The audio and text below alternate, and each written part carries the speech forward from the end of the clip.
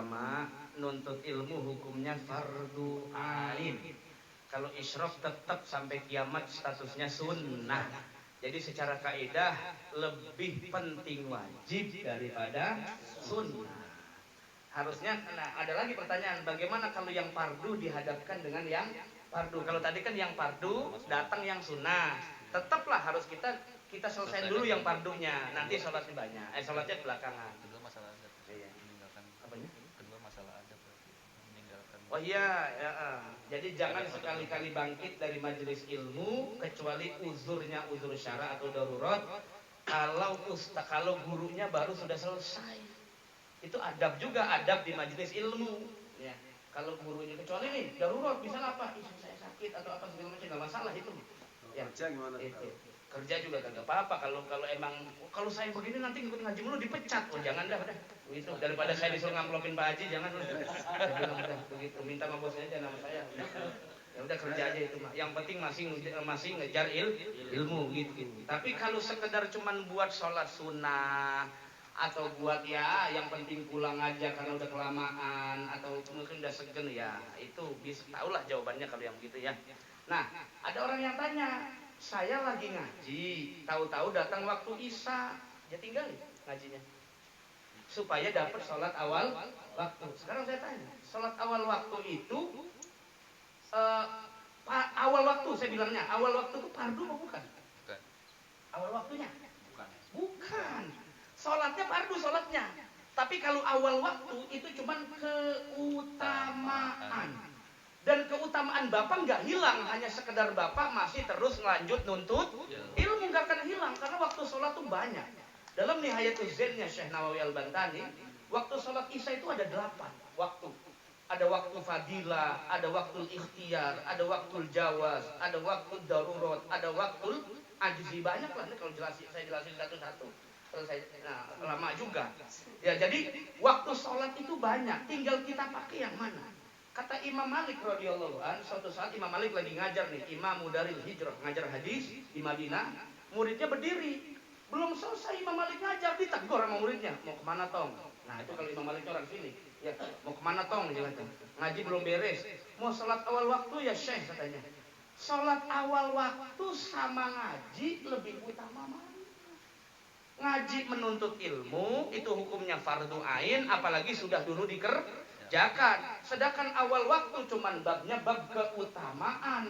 Setelah kita nuntut ilmu kan kita bisa bangun sholat berjamaah sama. Dan waktu ikhtiar itu kata para ulama, nih banyak orang salah paham nih. Kan ada waktu fadilah awal waktu, ada waktu ikhtiar, ada waktu jawaz.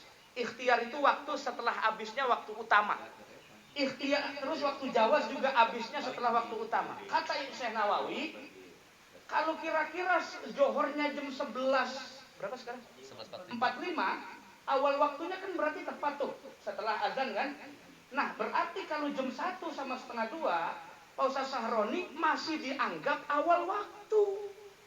Kata Syekh Nawawi, yang disebut waktu ikhtiar dan waktu jawaz itu sama seperti waktu fadilah, cuman derajatnya yang berbeda saja.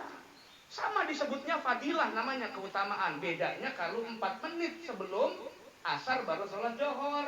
Nah itu namanya sholat darurat, waktunya udah sempit. Kalau itu kayak budak-budak maling kalau gitu tuh sholat, jangan.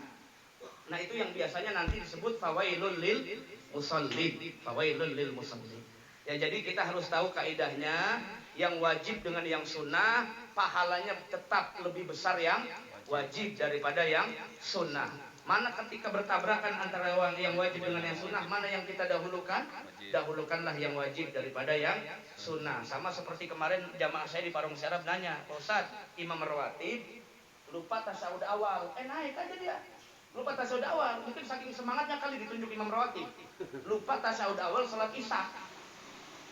Udah berdiri begini, udah tegak, udah berdiri. Makmumnya bingung, udah bingung ngucap subhanallah lagi.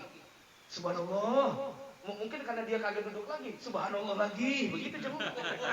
Subhanallah. Si imamnya grogi, banyak yang ngucap subhanallah, dia duduk lagi. Jadi mohon maaf Pak, udah berdiri dia duduk lagi. Nah, makmum yang di belakang kan pernah ngaji sama saya nih. Selesai ngaji nanya sama saya, Selesai ngaji, Ustaz, saya mau nanya dah. Imam lupa tasyahud awal, udah duduk berdiri lagi rakaat ketiga. Makmumnya ngucap subhanallah, dia duduk lagi. Bagaimana hukumnya? Batal. Kenapa? Karena dia sudah jatuh ke fardu yang lain, berdiri di rakaat ketiga, terus dia nyusul, malah dia ngulang yang sunnah. Karena tasyahud awal sunnah apa wajib? Sunnah. Tasyahud awal itu sunnah, Pak. Kalau udah kelewatan, udah tinggal tampil sujud sahwi. Itu begitu. Itu kelihatan banget orang bodoh nggak pakai. Kalau kagak ngaji ibadahnya nggak pakai ilmu, amal nggak berilmu. Nah akhirnya nih jamaah saya yang ini bilang, saya niatnya mufarokoh Pak Ustaz. Mufarokoh tuh niat misahin diri dari jamaah, sholatnya selamat. Kalau saya nggak mufarokoh Pak Ustaz, tapi saya ulang, boleh. Kenapa? Karena yang tadi tidak dianggap sholatnya batal. Jadi Bapak seolah-olah ngikutin imam yang sholatnya batal. Sholat Bapak jadi ngikut batal. Gitu. Itu contoh saja mana yang harus didahulukan antara fardu dengan yang sunnah. Dan itu juga adab-adab ya. Jadi makmum jangan sering duluin gerakan imam.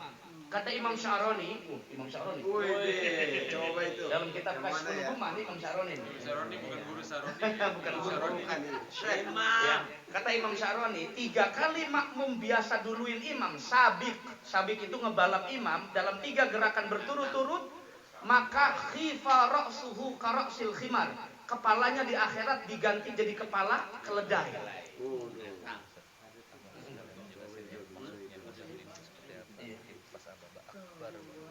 Sama juga tuh kalau seandainya kata satu riwayat yang lain, orang yang sering duluin imam takutnya kepalanya di akhirat pas dibangkitkan jadi kepala anjing. Ya karoksil kaleb, seperti kepala. Itu orang yang sholatnya sering duluin imam. Mendahulukan tuh begini Pak maksudnya. Imam belum ruku, dia duluan. Imam belum takbir nih, belum takbir pengen ruku, kan takbir dulu ya, simbol supaya makmum tahu. Allah, udah buru-buru aja. Pas selesai sholat ditanya, ini kapan duluin imam? Maju pas udah jadi imam, kagak mau. Kenapa? Karena pengen buru-buru selesai, katanya imamnya lama. Ya cari masjid yang cepet. Emang biasanya kalau imam cepet tuh imam favorit buat jamaah biasanya. Kalau imam yang kelamaan biasanya disumpahin banyak orang. Cuman biasanya kalau itu tarawih doang, kalau sholat biasa enggak. Maksud saya begitu. Jadi jangan sering-sering belakangin imam banget, jangan duluin imam banget juga jangan. Yang sangat dianjurkan berbarengan dengan imam ketika baca amin habis Fatihah. Itu harus bareng.